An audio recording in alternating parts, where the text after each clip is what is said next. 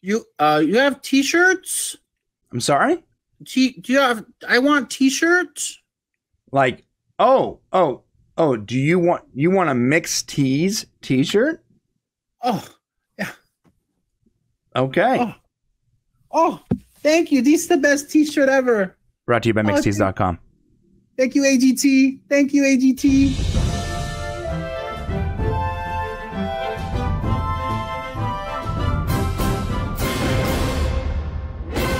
Hey everybody, my name is Brian. That is Shane. This is the popcast, and today we're talking about America's Got Talent, episode 3 of this current season, which I believe is season 13.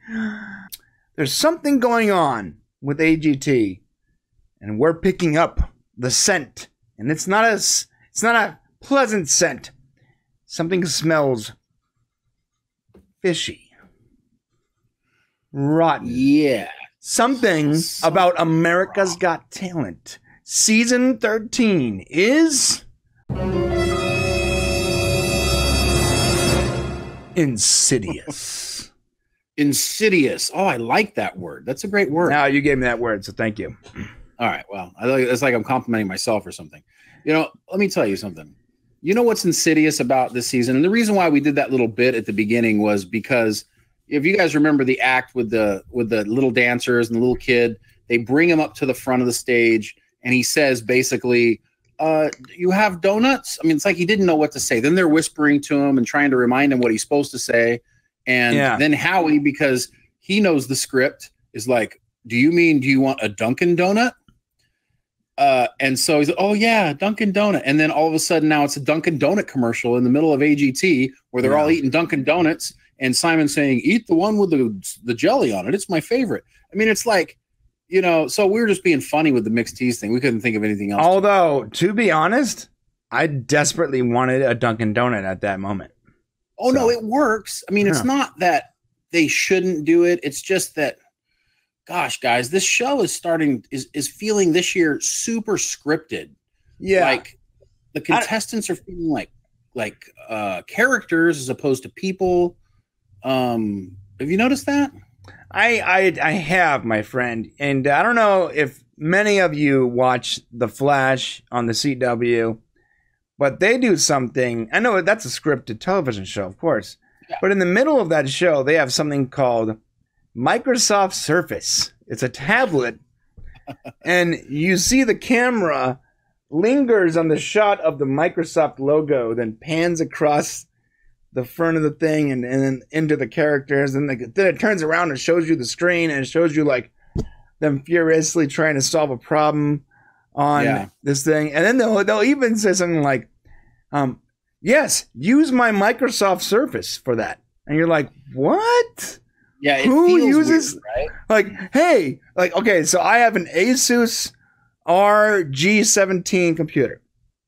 It is the best Asus computer you can buy that is form-fitting, right? Which means that it's a form factor computer. It's very small. Best one you can buy. The downsides of that is that if I want to change something, a video card or memory, it's like impossible. The upsides is I can have this thing on my computer next to my monitor, and it barely takes up space. Fantastic. But imagine if I was like, hey guys, welcome to the podcast. I'm doing this on my Asus G13, available at fries.com. That would be super disconcerting if unless I was making it obvious that it was an ad, like we do with the t-shirt stuff, you know? But like now AGT is doing the same thing, but it's even worse because they're a live like reality show. So it's worse. When the Flash does it, it's like, oh god, it's gross. Yeah. But when they do it, it feels like they're trying to trick us, you know? Well, yeah, that's what it is. So they've only done it a few times. Specifically, I noticed on that time on this show with the Dunkin' Donuts stuff. But they're doing something else. They're putting out contestants, and I think they're shaping what happens with those contestants to like a really much larger degree. So at the point where it feels false or it feels fake. You've got the girl who got the golden buzzer. We're going to talk a lot about Courtney Hadwin later, but she comes out as this meek, mild, almost afraid to sing. That girl's been singing her butt off in competitions and came in second place in a UK competition last year. We're going to talk about. So she's done this before. Yeah, it's so weird that they're acting strangely. The contestants are acting like they've been told what to do, and I'm not saying they haven't done this in the past, but it's so much more noticeable for some reason this year. The slow motions on the acts when they're performing. There's arguably some really talented stuff out there, but there's just a really sleazy, greasy feeling to the production, the way it's being delivered to us. The production. I'm not over it or anything, but I'm with you on edge. Yeah, you know what's funny is like last season we complained about telegraphing and how they kept telegraphing the narrative, but at least you didn't feel like the narrative was manufactured. This year, there's not as much telegraphing, but it feels like it's manufactured, which is even worse. It feels scripted down to the even the bad acts. Even the caterpillar act last night. I'm sorry, but the caterpillar was hilarious. I'm sorry. I mean, it was funny, but it was so... When he came out and it fell on his face, I was laughing so... Well, yeah, I mean, I guess maybe I was already kind of a little irritated maybe at that point. I know, I was too, but then when everybody was mad at him, we'll get to it. Speaking of ads, don't forget our 3,200 sub milestone giveaway. Please get down there. You don't have to spend anything. If you're not subscribed, hit the button. If you are subscribed, comment below. That way you can be part of our 3,200 sub milestone giveaway. And when we get to 3,200 subs, we're going to be giving away the gaming console of his or her choice to a lucky winner that has subscribed and commented on these videos. Thank you so much. Also, this is an ad. Wait. I wonder if, go back real quick. I wonder if people watching this are going, I don't want that console. Look how old that console is. Look at it. No, it's not that. It's the console of your choice. It could be a brand new Xbox 360 or a Dreamcast circa 1991. Looks like a version of the very first Nintendo. It's hilarious. All right. It's a Sega, bro. It's a Sega. All right. Same thing. It's a Sega, bro. Okay. Also, this episode is brought to you by Mixtees.com and this brand new shirt over at Mixtees.com called Off the Chain. Go to Mixtees.com and buy this amazing shirt using coupon code Shannon O'Brien only at Mixtees.com. 30% off. You're getting so good at these commercials. All right. That's the last commercial. You see? That's it. We're not AGT. We're going to be real clear. We're done with the commercials. Brought to you by Mixtees.com. We're done with the commercials. There are no more commercials. Brought to you by Mixtees.com. Mixtees.com trademark. Yes, there are no more commercials. Oh, this is my bottle's invisible. I need my Starbucks coffee. Hold on. You guys, check out these new Perrier bottles. Look how clear they are. Look at this. Gosh, let me tell you, this Alka-Seltzer is just, I just had too much to eat earlier. Holy cow. Man, I really love my Jumbo Tums. Subway card. Oh, Samsung Note 8. I don't even have anything else around here I can mess with. I'm like, well, I don't even think I hear California lottery. I got to take. Wait, that's our show. Oh yeah, this is our show. Look at that. That's our show. Look at this beautiful card, everybody. Shannon Bryan. Look at that. Presents the popcast. All right, we're done. No more. This is a refrigerator magnet. Look at this one. Yeah. A total of 8 people have that on the refrigerator, and I'm 2 of them. It's 12. I got it to 4 more. Okay. Guys, we're talking America's Got Talent, episode 3. And America's Got Talent as a whole this season. 13. So far, season 13. We're going to go through the acts that happened last night on episode 13. Episode 3. But we're also going to discuss the road ahead. Look, the show has already been produced. It's already been edited. It's already in the bag. Right? What we're getting is they're playing the files for us. And until we get to the live shows, it's already been done, right? So what we're seeing is a very produced, very narrated version of what we previously were used to. How does that make you feel, Shane? A little frustrated because I don't feel like we're getting well, first off, the problem is we're getting a lot of people who've been performing for a long time, and most of these people are at the upper level of their games. and they're sort of pretending that they're not. Right. I think that's what it is. They're like pretending that they're, oh, this is new, but it's not new. And I would almost rather say, hey, you were on blah, blah, blah, and you were on blah, blah, blah. Let's see what you got. Yeah. You know, because we're going to find out anyways the next week or the next day. Guys, it's 2018. Yeah. It's not like you're going to trick us. I feel like they're trying to trick us. I know. And this is the internet age where, first of all, people, I mean, honestly, are probably easierly tricked. But if you're trying to hide information, we're going to find it. It doesn't require a whole lot to do a Google search of somebody's name. Not to mention, there are people out there who have somehow made their life mission to debunk people and to find information. You know, these internet sleuths. And again, with this information, it doesn't require a whole lot. You literally just type in the person's name and you get a list of what they've been doing for the past 10 years. It's not hard. It's not hard at all. You might as well just share the information with us. Yeah, if you've done anything noteworthy, it's on the internet. Right. So, you know, you cannot hide. Right? Politicians can't hide from us. What makes you think that America's Got Talent can hide from us? There is no way that girl thought she was going to get get a red buzzer last night. No. With as many competitions and as everything she's been to, there's no way that's what she thought. Now, that's not saying she wasn't good. She was very good. Very, very good. But what I'm saying is, when she went in front of the judges initially as a scared child, they wanted the surprise. So they set it up so that we would be shocked by what happened. Not a confident girl. Now she's singing this song that, you know, Otis Redding song, and it sounds like Janis Joplin. You know, they want the shock factor. And I'm okay with it when you've got a chicken catcher back from season 2 that wins it all. You don't expect it. But now you're just straight up telling them to act like you don't. And I agree. I don't remember the show being that way. Yeah, neither do I. All right. Well, the first act of the night was actually this amazing American Idol that came out and did a dance, and lo and behold, oh no, it was Tyra Banks. Oh my goodness! I actually assumed that like midstream that it was probably when they came out on stage. I was like, oh, it's Tyra Banks. Oh, nice. See, you're good at this kind of stuff. I can. Never figure it out. The first actual act, and I'm going to need your help with names here, Shane. It's Sophie Fatou. Okay. Cute little thing. Oh, yeah. Very adorable. This child is like a 14-year-old stuck in the body of a 5-year-old. She's just already got it figured out. Oh, yeah. She's adorable. Let's give her $1 million. Look, Oh, wait a minute. A lot of these I have adorable 6-year-olds. Let's give them each $1 million, too. And Shane, you have an adorable 8-year-old. Let's give him $1 million.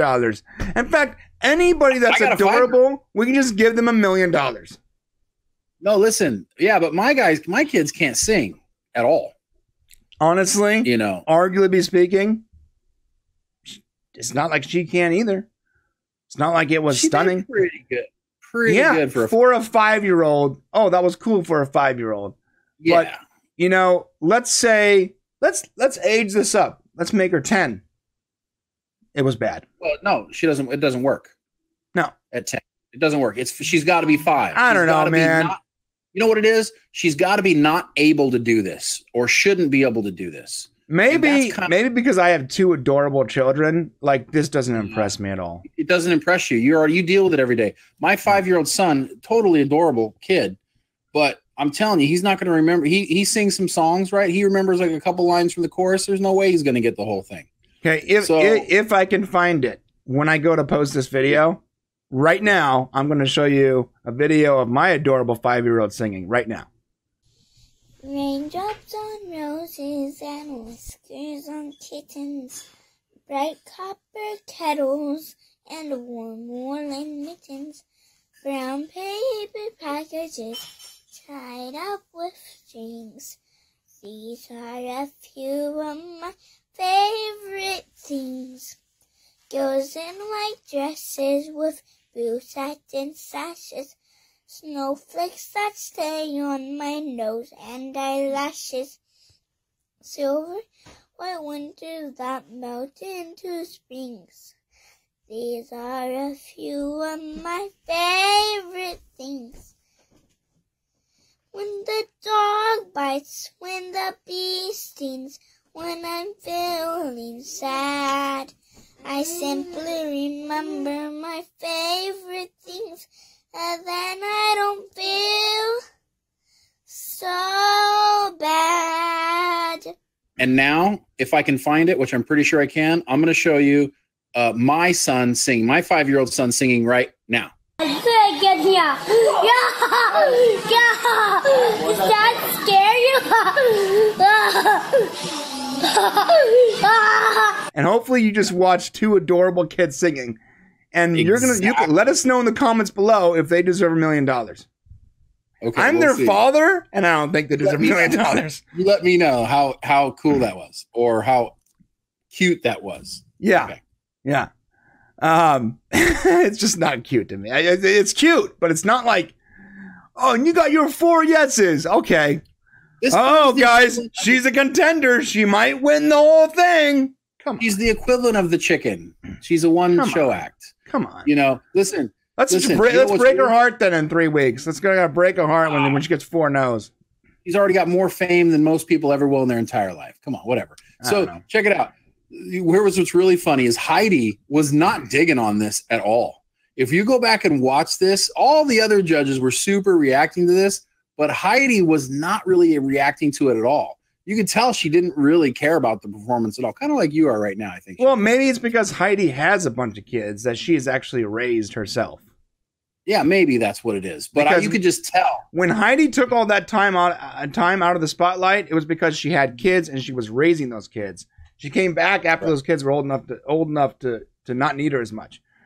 You know, I'll tell you. Simon is not a mother, and his smaller kids, you know, he might hang out with them, but he's also working through their childhood. He's not seeing all that. I really believe that if you're a parent that has an active parent with, you know, the 2 to 6-year-olds, this is not going to really impress you that much. I got to tell you, I actually was really impressed with I know a lot of 5-year-olds. You know, a lot of young kids. I don't know. Maybe your kids are just a little more, over the top with it. But like this little girl, I don't get to see this all the time. Oh, so you don't have girls. You don't have girls though. Oh, you do. One girl. Yeah, but 14. She's a lot older, right?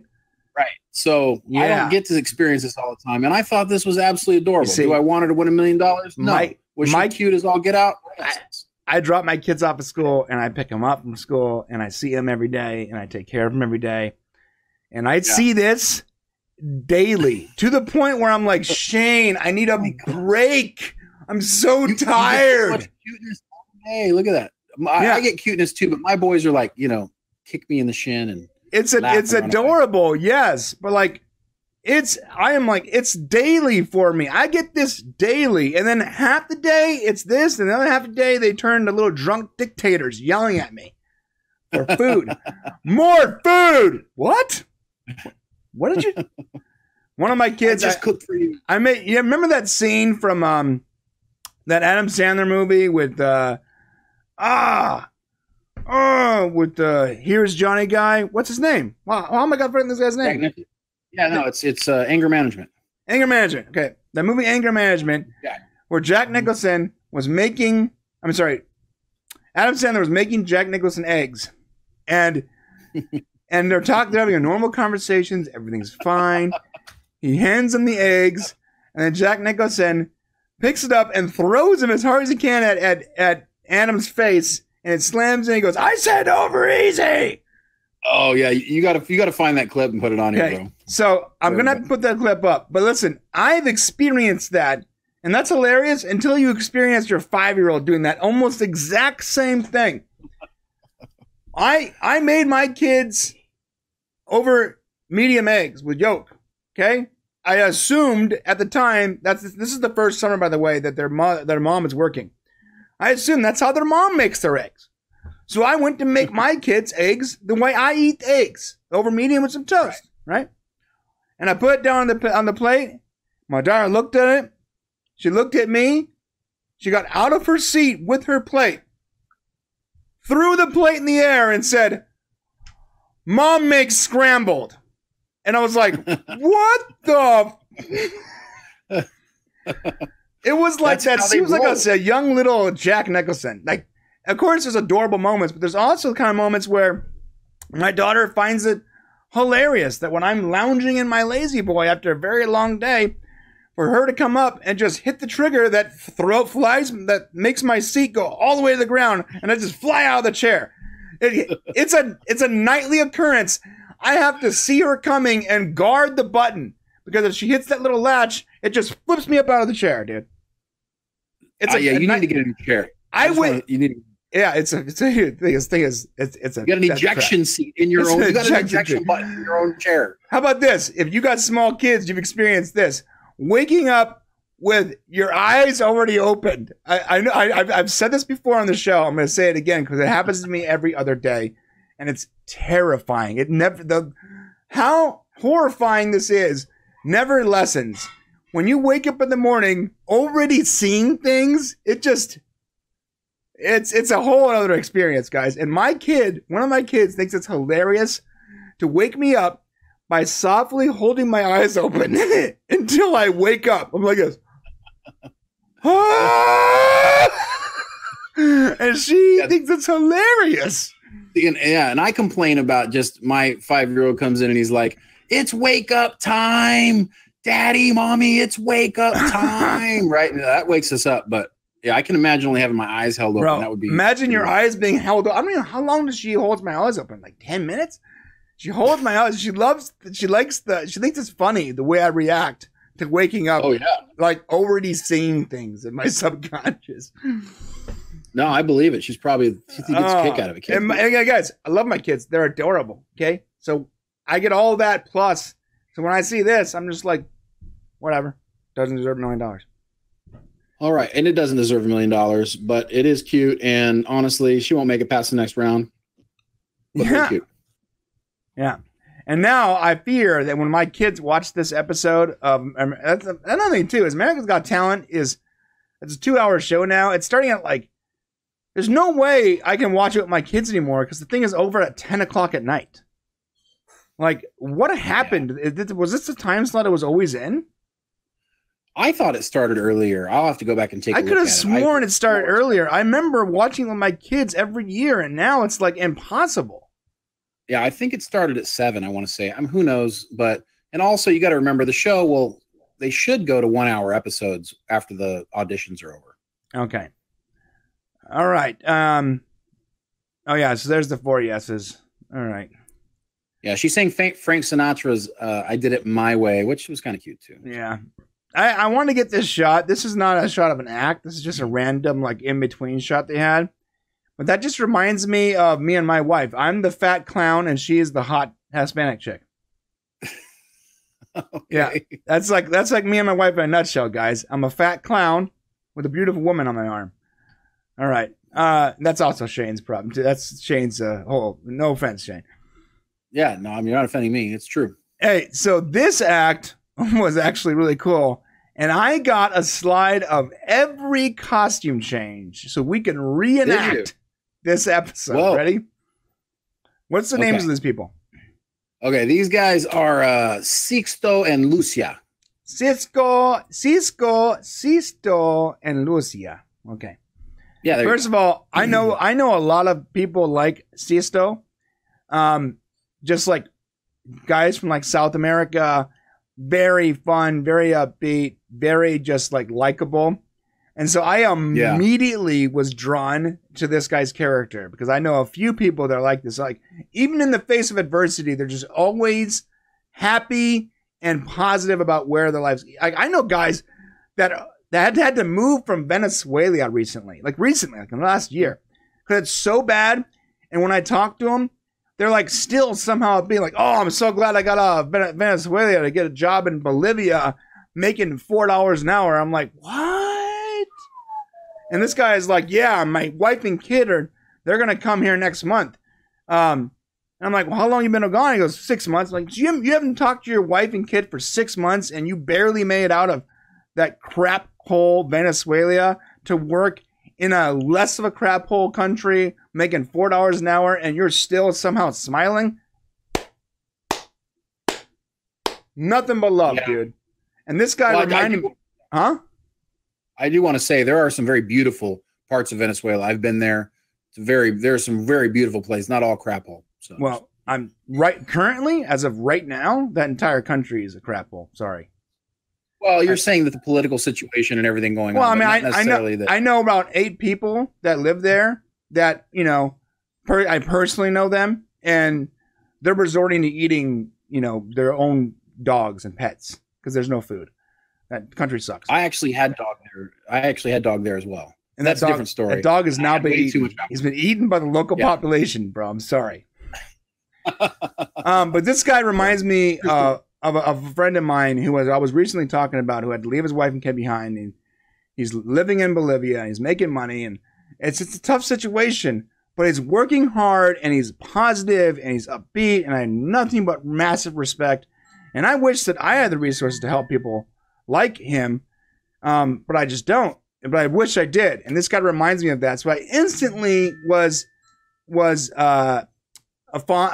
at this guy fondly. But then I heard it was a quick change act, and I was like, I've seen that before. But then the quick change act actually worked out, right? It did. I liked it. I liked it because I haven't seen it in a while. The whole quick change thing, once you've seen it a couple times, though, it becomes kind of, well, okay, you know what they're going to do. But it is pretty impressive how they can set up these outfits to be taken off and removed so quickly. So I was okay with it. Bro, this one was so much better than the other ones. They were fast. It was really fast. Like, faster than I could probably change the slide. This is what it was. Like, oh, outfit, outfit, outfit, outfit, outfit. Like, it was so quick. Look at this. And then at the very end, when they did Tyra, I mean, this might have been the best outfit change act I have ever seen. And I've seen a few of them now. And it was impressive how fast it was. It was just like boom, boom, boom, boom, you know? They upped the game when bringing Tyra in at the end and doing that, and then doing each of them. I mean, the way this is done is very carefully executed use of clothing, and you notice they get less bulky as they go. They start out pretty bulky, and they lose more as they go. But I thought it was great. I thought it was a great performance. They'll probably go pretty far, at least a couple more shows. I was really happy with this. I had to watch it a couple times because I was like, what? How is she even doing that? I mean, I don't think they were any faster. They mentioned they were faster, but they were actually, I guess the two that were on season 1, there's one that went pretty far, and they were inspired by them, and that's why they're there now. Those guys were super fast too. Oh. So, but yeah, it's an interesting show. I mean, how many times are you going to see comics? How many times are you going to see people do different things? I mean, it's okay to have this again. And they were pretty good. Yeah. All right. Next up was this actor, singer from Glee. By the way, Shane, you know where I'm going with this. This is part of that whole thing I'm feeling right now. Bro, okay. So if you guys watch all of our shows, there was a show that we did last Flash season where we were talking about this villain that appeared in Flash who was an actor from Glee. And yeah. And Shane had probably the funniest response to that I've heard in the entirety of doing this show. Shane's response was like, well, he's an actor from Glee. What else are they doing right now? Like, they have nothing better to do. And you obviously delivered it better. But basically, when this guy came out and said he was a former cast member of Glee, it just solidified that joke for me. I was laughing through the entire intro. I don't remember what he said. All I remember is this guy was on Glee. It got canceled, and now he's peddling his singing at AGT. Man, yeah, it's pretty funny. I mean, I don't know. They got to get the contestants from somewhere. I often wonder where. Okay, so is he like the best guy who was on Glee, or You know, are there? Why shouldn't just anybody be on them? At what point do you say the guinea pig's going around the thing? Huh? Yeah, stop it! Stop it! Shut up! Pig. You guys don't know this, but last week Brian thought his guinea pig was dead, right? And he like seriously, we were recording the end of the show, and he turns to the side like that, and he goes, "Dude, I think my guinea pig's dead." It was the funniest. It's not funny as guinea pig's dead, but it was so funny the way he said it. It's fine. I don't know what he's doing now. It's every time we start the show, the guy starts losing his mind. See this? Talk about the segue. He wants to be on YouTube. All right. Anyway, give him his own show. So basically, this is what's weird about this show is this guy was on Glee. You know, there's a lot of people who are on Glee who continued performing. So at what point do you say, hey, these are just regular people who come out and audition, or are we just going to go get people who've performed before, who've had success, and we're going to rebring? At what point does it become genuine? And you actually, I mean, I don't know. It just feels disingenuous. I mean, he was a good singer. Yeah. Had a good voice. It just felt wrong. If that's the best way to put it. Yeah. Like he shouldn't be. It's not like his performance wasn't good. It just, it sort of, I felt like it sort of invalidated his performance a little bit.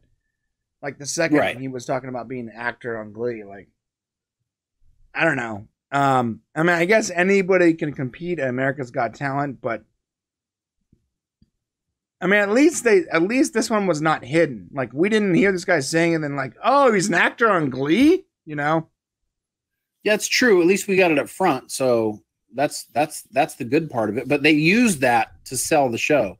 I'm just saying, how many people out there are auditioning for the show that are great, but they don't make it because they don't have something that they can pitch? Yeah. How many comedians are auditioning for the show that have to be better than the comedians coming on this show? There's millions of comedians out there. But if you don't have Tourette's or you're not Trailer Park Trash or something, I guess you're just not going to get on the show. So, and they almost, you know, I don't know. It just feels weird. No, I agree, man. I agree. All right. Well, next up was my favorite act of the night. Caterpillar Dude. Oh, so that was Noah Guthrie, was that guy. He was the one on Glee. Sorry, I was supposed to do the names. Yeah. This guy, Noah Guthrie. Yeah, that's Noah Guthrie, yeah. And this guy's name? It doesn't say, actually. Caterpillar Dude. A comedian I guess he's a comedian who arrived on stage as a caterpillar. Okay. Yeah. I don't know why they didn't. When they were clapping, when they were like, and he came running out and then tripped on his own feet and hit the right. And then he was trying to get up and he's grabbing the mic. I know that this is not an act that went through and I shouldn't, it's dumb or whatever, but it was really funny. I thought it was hilarious. I mean, I guess it's the frame of mind. Like, the audience wasn't laughing at it. Yeah, but you know what, though, bro? I have a feeling that the audience is being told when to clap and when to boo. And I don't like that either, because in what audience do you know? Okay, I've spoken in front of audiences, and so have you, Shane. In what audience do you know the entire audience is either unanimously Xing and booing or unanimously cheering? That's a good point. That's just not the way real life works, guys. There are some people that are just like not interested, some people that are overly excited, but the whole crowd losing their mind and trying to X this person just does not make sense to me, especially when I'm here at home. I'm laughing my butt off. I thought it was hilarious. Yeah, I would love to see, like, get some comments from people who've actually been to some of these auditions. I have not, to see if they kind of push the audience one way or the other. I know TV tapings do. They have a applause light that comes on. Yeah. I've been to a late night thing. I was at a late night show once. I'm not going to tell you the name, but it was like, let's just say it was the late night show. The late show? Yeah. It was like at 1 a.m. Anyways, I went to one of those and they actually had people that had signs like, oh, applause, boo. They would hold up signs, and we would do whatever the sign said. Yeah, that makes sense. So, but that's not the way this is supposed to work, right? This is supposed to be a little more. But you know what, Shane? honest. We're going to find out when we go to AGT dressed in drag. Well, maybe. Well, yeah. Oh, that's going to be fun. Yeah, we'll see. Have to see. It'll be during the live shows. So, Dude, we can go in there with a GoPro, get some secret footage, bro. Yeah. All right. Let's do it. Okay, I'm down. Let's find out if this thing is scripted or not, guys. That's the question. Would you rather see me in drag, or would you rather get an investigative report? No. He's trying to get off of it, guys. You want to see him in drag. Okay, for sure. I like how you cut onto that. Try, Brian. When he was saying hi to everybody, I love this. Oh, He's over it, dude! And when his pants were ripped, and then he was trying to get out. It was. What was up with the whole? His pants weren't. I found it hilarious that this guy, this whole Sacha Cohen thing. This guy's entire act is ridiculous and stupid, but I found it hilarious how clumsy it was. You needed that moment. I like it. That's cool. Okay. Oh, by the way, guys, conveniently, Tyra just happened to have bug spray on hand. Yeah. I mean, people are. I'm in my home right now, and I could not tell you where the bug spray was. I would have to look for it for at least 5 or 6 minutes. I don't even know where it is off the top of my head. I don't know. It's pretty convenient. It actually looks like a bottle of hairspray, if you want to know the truth. Okay. And if that's the case, then maybe it could be but it's scripted. That's obviously set up that way. Yeah. Okay. Next up, what was this crew's name? Hey, there he is. Future Kings. It's the Donut Kid. The Future Kings. Yeah, there's the Donut Kid. By the way, you're right earlier. Okay, so Future Kings. First off, very, very sad, guys. This tragedy. Oh, the tragedy that happened to these two amazingly talented brothers. I mean, I don't even know if I could say it, but I think I have to, right, Shane? Yeah, apparently, guys, this is horrible. The older brother had a child. That was the tragedy that befall these poor individuals. Yeah, man. And he had to leave the group and be a responsible parent because he had a child. Oh my God. Oh my God. Biology is happening. Oh. But now they're back together, which begs the question, where's your kid, bro? That's exactly what I thought. I'm like, so what changed? I guess time went by. Now he doesn't have to take care of it. I like how they conveniently leave that part out of it. Like, what changed where you don't have to take care of your child anymore? I left. Yeah. And finally, I was able to shirk the chains of being a parent and join my brother on stage in our sub-average dance group that Simon will conveniently say is the best dance act he's ever seen, even though everything about what we do is average at best. You're gonna hear that a few times each episode, so it's all good. Sorry, guys, but you can disagree with me and want in the comments. This whole act was at best average. I have seen such better dance acts on JGT. I don't even know how these guys made it past the initial audition. We've seen better dance acts this year. Yes, and this year they weren't even in sync. Like the little kid was like dance after the music was done. He was still dancing in the background. Like this was like what this would be impressive with if you went to a community center and a random song came on the radio and a bunch of people started flash dancing. Then it's impressive.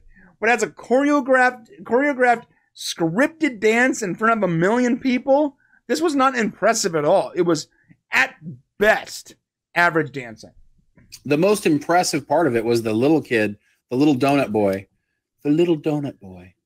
The most impressive part was his dancing was actually pretty good for like a 5 or 6 year old, whatever he is. Yeah, sure. He was actually pretty darn good. Absolutely. So, but other than that, I mean, they should have just had him go out there and do it. Probably would have been better. Hey, can I have a donut? You got donut? You have donut? You got donuts, fool? I was like, oh, you want a Dunkin' donut? Is that so weird? Is that what you want? So obvious. A Dunkin' donut? Trademarked. Dunkin' donut? Trademarked.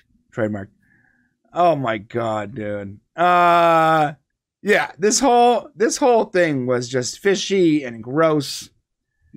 And gross. It was gross because like it was obvious that they're trying to advertise Dunkin' Donuts. Just be honest. Just show a damn Dunkin' Donuts commercial, dude.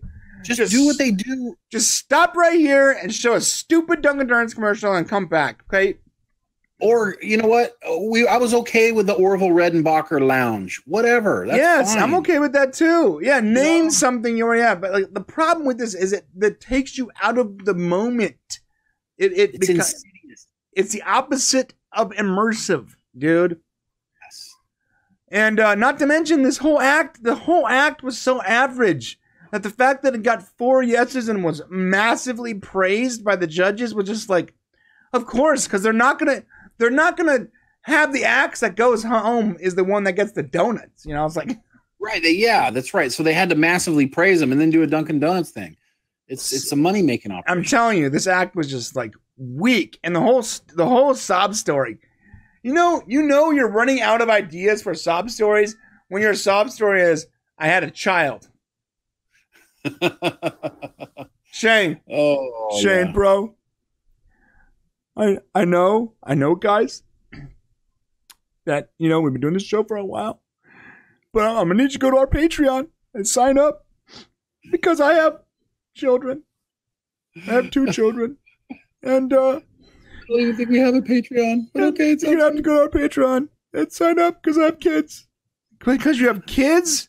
What? Because you're like the most of everybody else over 30? Get out of here, dude.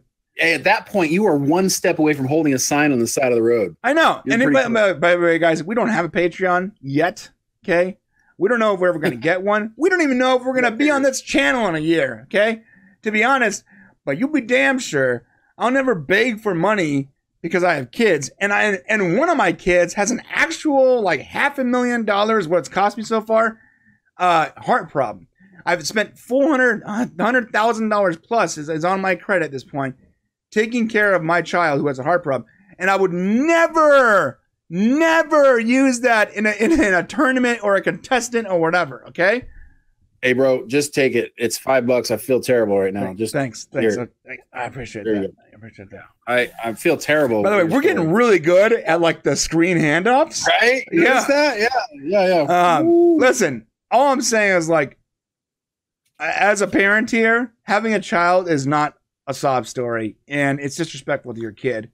And I would like to know even further as to what happened to your child that you can now just go ahead and compete on America's Got Talent with your sub-average dancing, bro. Like, what happened? What happened? How are you no longer a parent all of a sudden? You know? I mean, if your kid died, if he passed away, that would have been the sob story. Then that would be the sob story. But the fact that they just sort of glossed over it means that he's fine, and this dude just left his kid. It's like, now I'm definitely not voting for you. You should have just left that out of the whole thing. Yeah, jeez, no, you don't have to worry about it. He's not going any further. No. So yeah, once Dunkin' Donuts is done using these people, they're going to be out of the tournament. True that. Okay, moving on. Sorry, young one. You need better voice lines. You should have auditioned, longer. Okay. By yourself. Yeah. This guy, I don't know why I got so turned out over that. Like, it's really bothering me. Yeah, I can tell, man. It's eating you up. This is front pictures. Yeah, this guy is sick. He's good. Yeah. I tell you, it was a mind blow. It was mind blowing. I watched it like 7 times, bro. I could not. I kept going back and forth and back. I could not figure out the choreography choreography. Choreography. Thank you. The choreography. I don't know why I forgot that word. The choreography between the dancer and the electronics was just like, I mean, the timing had to be perfect. Perfect. Yeah. If he was off by a millisecond, that millisecond would have built up, and by the end of the act, it would have been way off.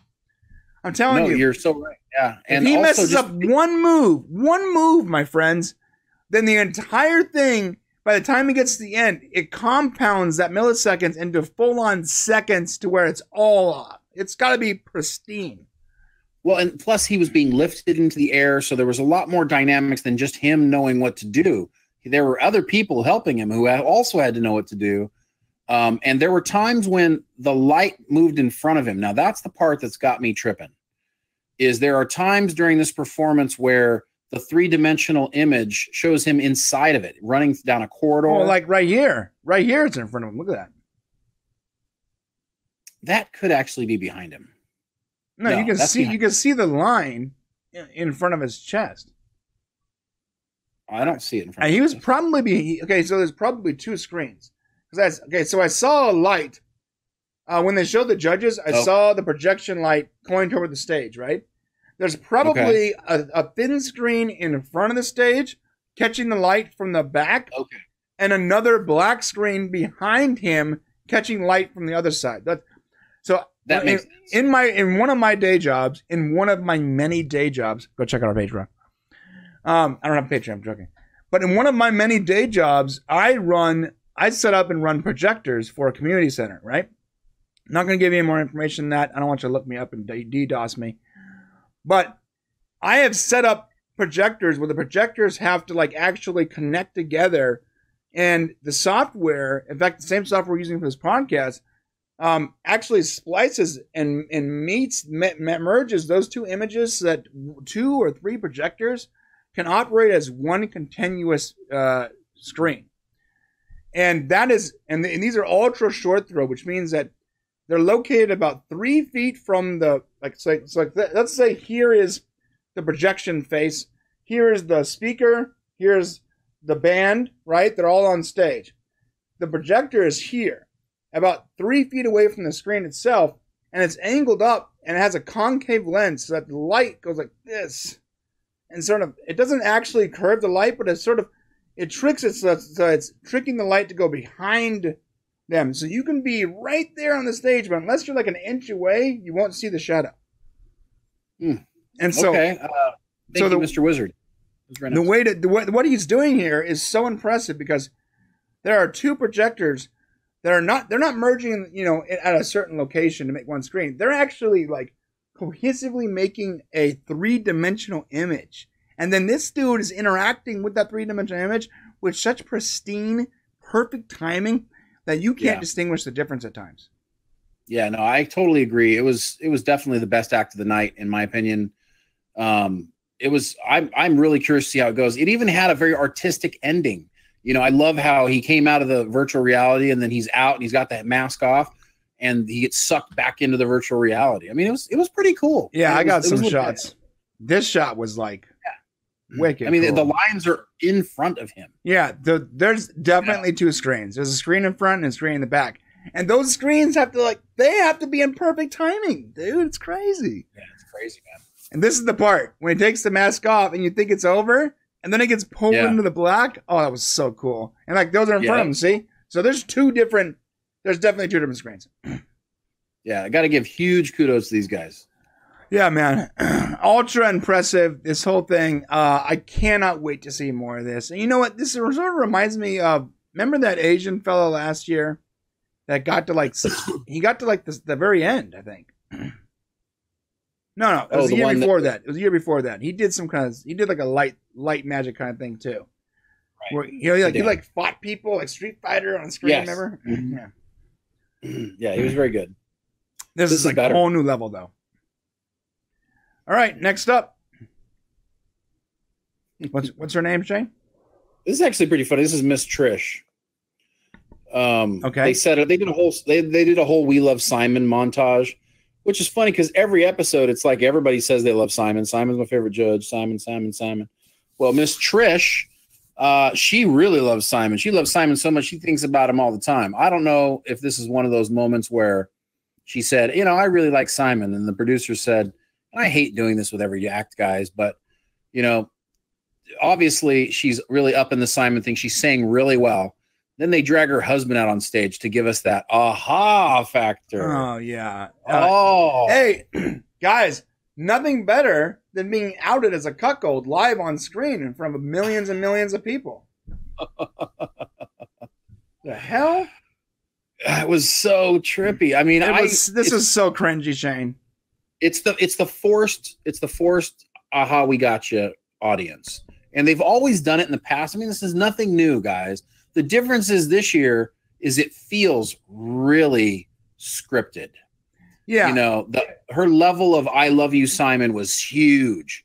And then, you know, in the past, we would kind of know she had a husband already.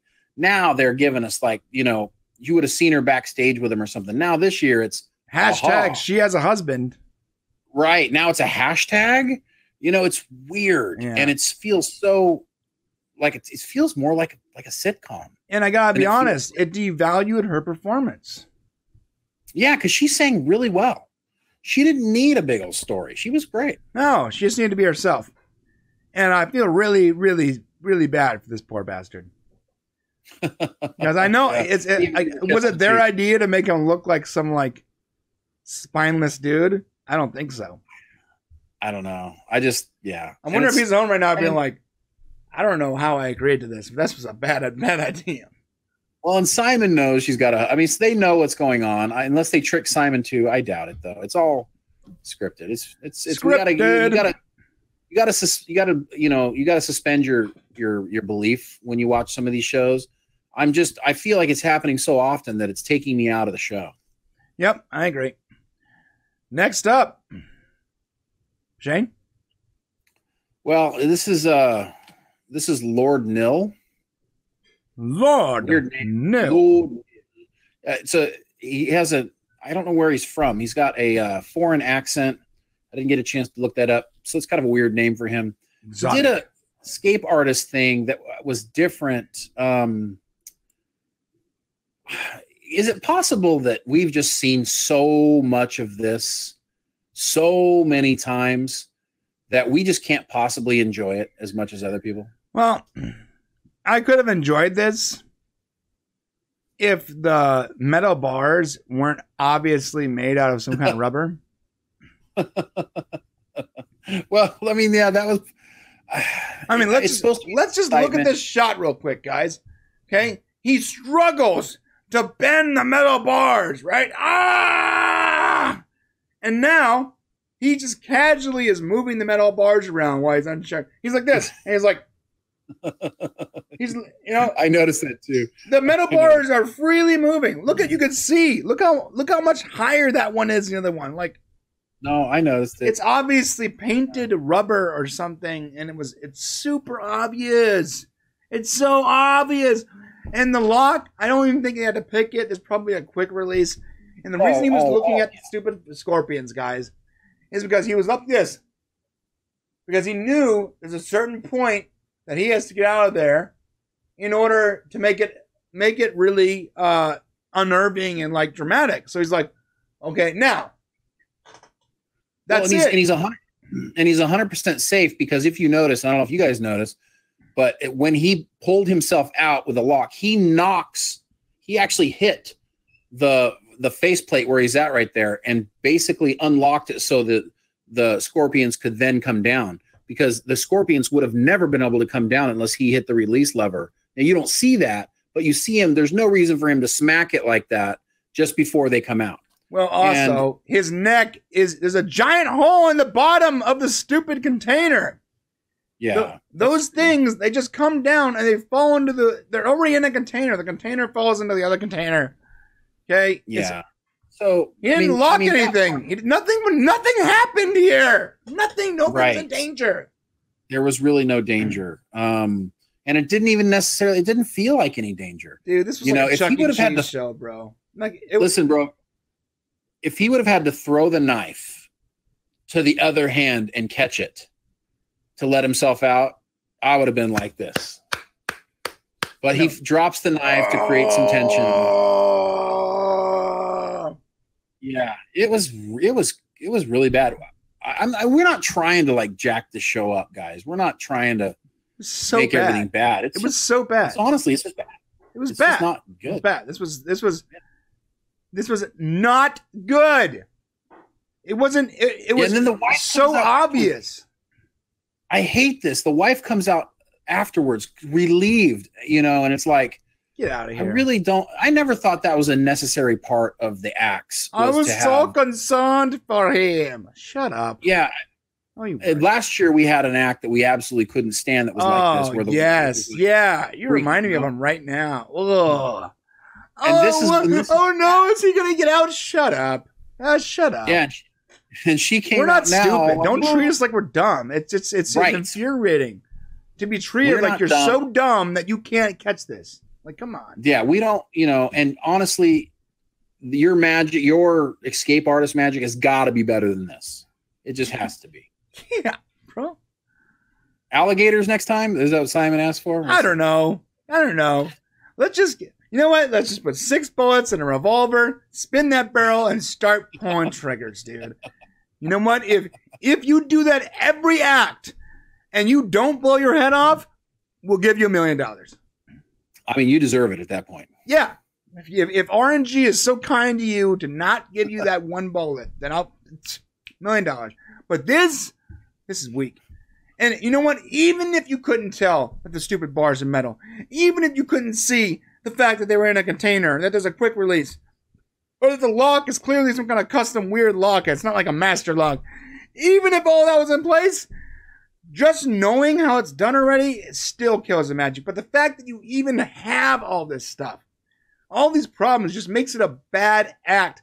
And then on top of it, you insult us with your stupid, I was so scared for him wife crap. Like, no, you weren't. He even said you guys worked together.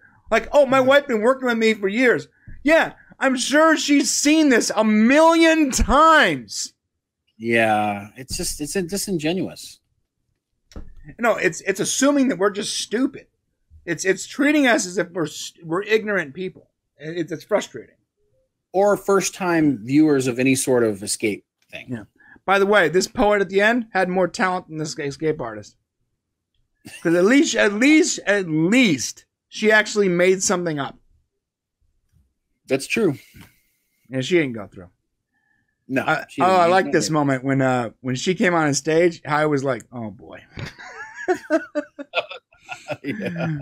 It was such a genuine response from Howie. Like, a lot of what Howie does is like very script. Shut up! What?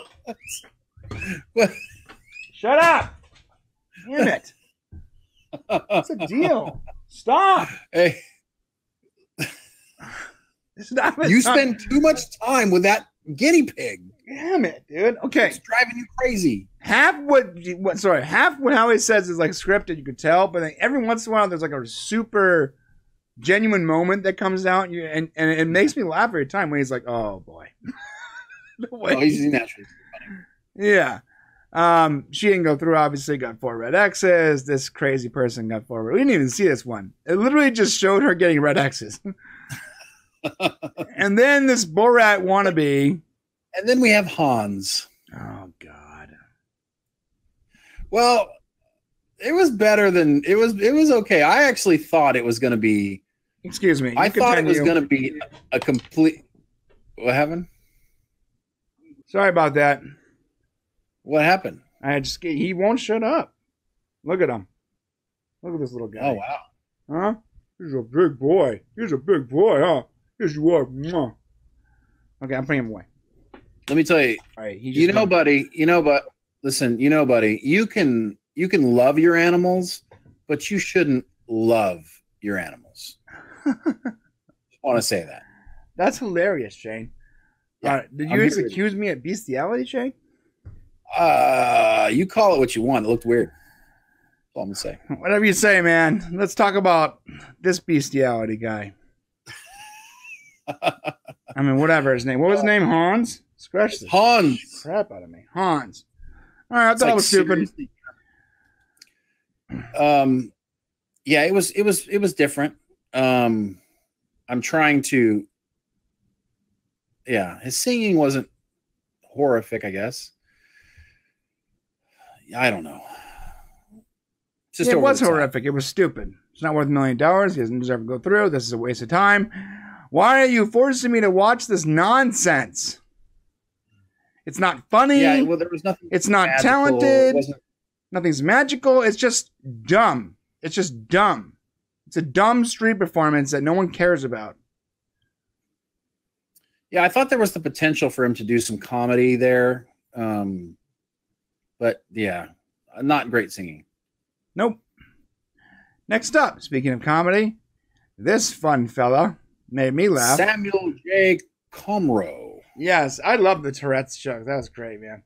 They were funny. The Tourette's jokes were very funny. The whole Tourette's camp, like who thought it was a good idea to send hundreds of kids to a Tourette's camp? Yeah, that was actually really good.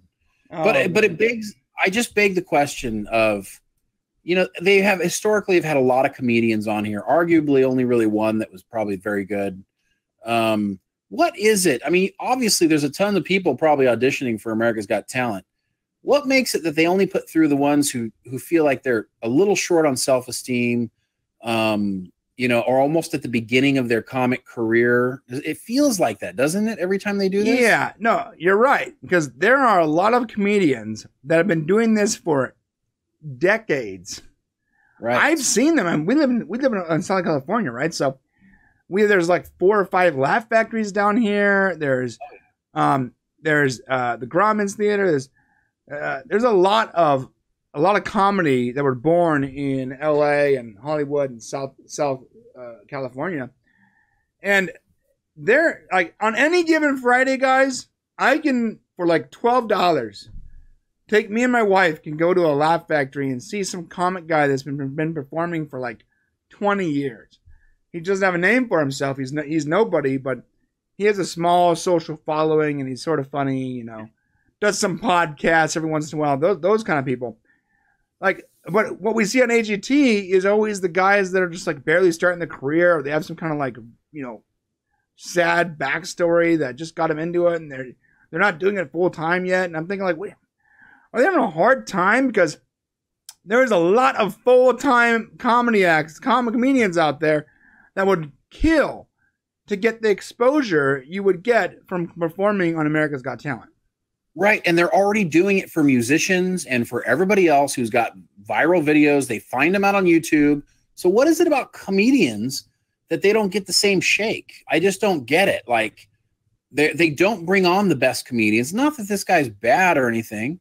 They obviously did it because he's got Tourette's. So there's a sadness, you got to have the magic equation, I guess, to get on the show. So this is going to be the guinea pig episode. I feel it coming. It's not. Keep going. Keep going. God, this guy's got to get out of my office. Anyways, so I just feel like there could be better comedian acts on the show that they could go out and find some really funny people. And they just, I don't know. Yeah. I agree. They're grooming the talent. These people aren't waiting in line generally, so. Yeah, that's not another thing. The whole thing about like them finding the talent versus versus people actually auditioning.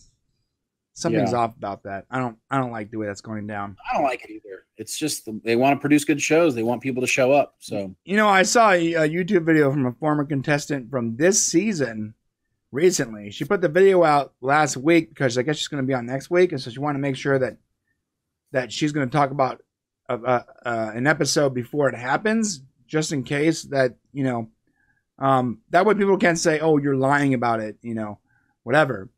And she was telling how she was sharing emails where she was having a conversation with producers for like a year.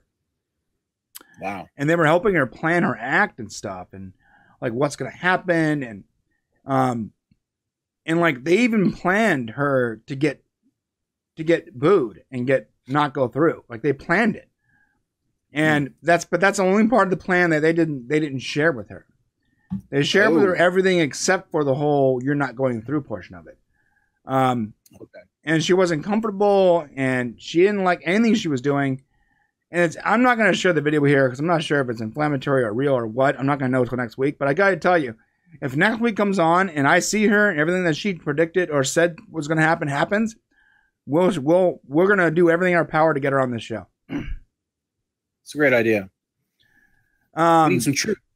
But this guy was funny, and I'm not trying to discount that just because he's an up-and-coming guy. He was really funny.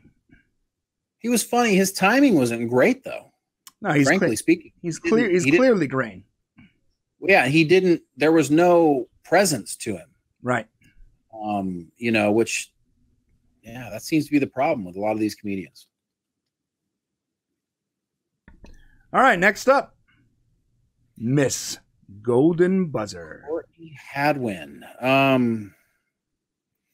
I could not focus on her performance because she came out very timid and then went into this over-the-top routine, and I immediately said, false. It hit me so falsely that I couldn't focus on what was happening because I was so pissed at the idea that it had been the most manufactured weirdness.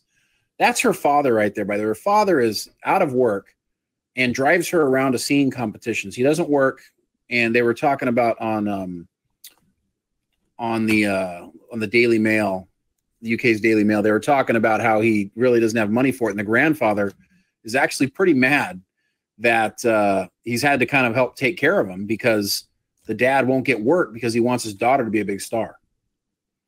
And they chose America's Got Talent because he didn't think she's already been on a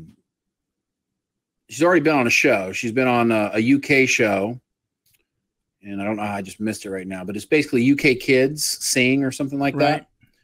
And she was also on another show. See if I can pull it up here. The Daily Mail's being painful, but yeah, she was on the Beyond the Lights UK competition. She's been in a lot of stuff, and she was the runner up in the UK Kids competition in 2017. Runner up. So she's coming out here on America's Got Talent because the dad thinks that, well, Americans are going to get her a lot better than the British. That's why she's not on UK's Got Talent. So he brought her to America to do it here because of basically the music, I think, that she was going to sing and perform. And, so they got her out here, but I don't know why they had her act so timid. And, if you go to her social media pages, she is lighting it up. I mean, she's over the top glasses and, she's obviously not an introverted child. So why did they cram this down our throats to make it? I mean, because they wanted the surprise. And that's the thing. They're fabricating the surprises this year. Instead of us being genuinely, whoa, we didn't expect that from this person. They're forcing it. They're making it happen. And so I couldn't follow her singing. I went back and listened to it again. It was good for a child her age. I was not blown away by any measure of it. I didn't think it was the most amazing thing. I didn't even think it deserved the golden buzzer. You should have given it to the guy who's running through 3D stuff in virtual reality. He deserved the golden buzzer last night. Oh, yeah. Not this act. So I'm not big on this at all. And I'm a little disappointed in the way it was all handed down to us. Well, so I don't feel, I mean, obviously, I totally agree with you about everything you said, except for I do think that she is very talented. I did enjoy the act. I don't enjoy the subterfuge. That bothers me. I wish they were just honest about it. And I do agree that the laser show guy should have gotten the golden buzzer. But a close runner-up, like this girl is very, very talented. I didn't feel it. I love the song that she sang. But I did not feel that, especially at her age, that she had even the voice skill level of a lot of the people on American Idol this year, the kids her age that sang. I don't feel like she had that. She had a good voice for what we've heard because we didn't hear any singing. One other act sang last night. So I don't think there was a lot to measure it up to. And I don't think the fact that she lost her mind on stage and like jumped around and flipped around, I don't think that means that she has talent. Yeah. I mean, it was good. It was better than me. I couldn't do it. Yeah. But I'm not convinced that she should have been straight to the live shows based on that performance at all. Yeah. Okay. I agree with you for the most part. Yeah. I mean, yeah, it is what it is, but that's how I feel about it. So yeah, no. And you have every right to feel that way. And I don't let me know like what you guys think about it. I don't like the subterfuge either. I do think she was talented. I don't think she was talented enough to get the golden buzzer. So for the most part, I'm 100% with you. I have one thought though. Why would she fare better in America's Got Talent versus UK Talent? Something her dad said. What he said was he didn't think that Brits would get her. So he didn't think that they would get her as well as Americans would. I'm not exactly sure what that's supposed to mean. Maybe her type of singing, maybe the song she was going to perform. I don't know. But he felt like America was a better venue for her to achieve success and maybe win.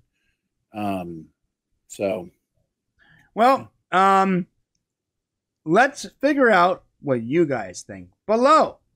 Let us know. Really matters what you guys think. Yeah, let us know in the comments. Did she deserve the golden buzzer? Do you smell something fishy?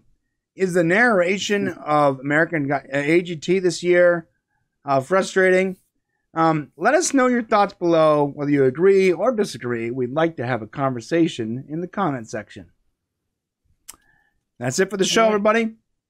It's been fun. I gotta be honest, I've been more entertained just having this conversation with you today versus watching the actual episode last night. I feel the same way. Yeah. I feel the same way. Notice I've got my false God shirt. And I got my Captain America shirt. Yeah. But I did the false because of the falseness of America's Got Talent. Oh, I see. That's clever. Why I wore it. Clever. You know what? I think you deserve $1 million, Shane. Oh, please? Is that possible? Macy's.com. Crazy. Hopefully in the process of watching this video, you saw our adorable kids with their $1 million acts. Again, I don't know if we're able to find those videos or not, but if they are, I will insert them into this video. I promise. If not, we will see you guys tomorrow. Yeah, or something. I don't know what, but there'll be something tomorrow, Shane. Something's going to happen. We got the Friday feed coming up. Oh, and we got the Incredibles this week. Incredibles 2 coming up. And we're also going to be doing an Incredibles 2 review. Might have a little surprise there for you. I'm trying to coerce one of my kids to join me on the review. They are out of school now, so it might work out. We'll see if they have time. They're very busy. Their schedule is very packed. But if I can get my kid on the review, I think that'd be cool because it's Incredibles 2. All right. Sounds good. And you can see what $1 million act looks like. Proud Papa. Proud Papa. All right. We love you guys. We'll see you tomorrow. Don't forget, like we said, we got a nice show coming up for you tomorrow, plus the Incredibles 2 review and our Friday feed, which we are really enjoying. And boy, we got a lot coming up, man. Let's just say we got something to talk. We got something to say about the fact that IHOP has changed their name. Like what? What? IHOP? What? IHOP? I by the way, quick preview. I love Wendy's response. So Wendy's has a Twitter response, and Wendy's was like, "Oh, great! The restaurant that couldn't cut it making pancakes think they can make burgers." Oh, that's awesome. Oh, man. Talk about some inter fast food beef. That was so great. I laughed for 10 minutes off that one tweet, man. That was so good. Yeah. Ooh. Can't wait to watch this. Oh, and we have examples. Don't forget, dude. Remember Buy.com changed their name to Rakuten.com? Buy.com to Rakuten. Yeah, that makes no sense. Anyways, that's it. We're not going to give you any more. We can talk about it for next hour. We'll see you guys on tomorrow. And please, if you are not subscribed, subscribe below. If you are subscribed but you haven't hit the alert button, hit that button, baby. And comment below for your chance to win our next boxing video and our 3200 sub contest. We'll see you guys tomorrow. See you tomorrow.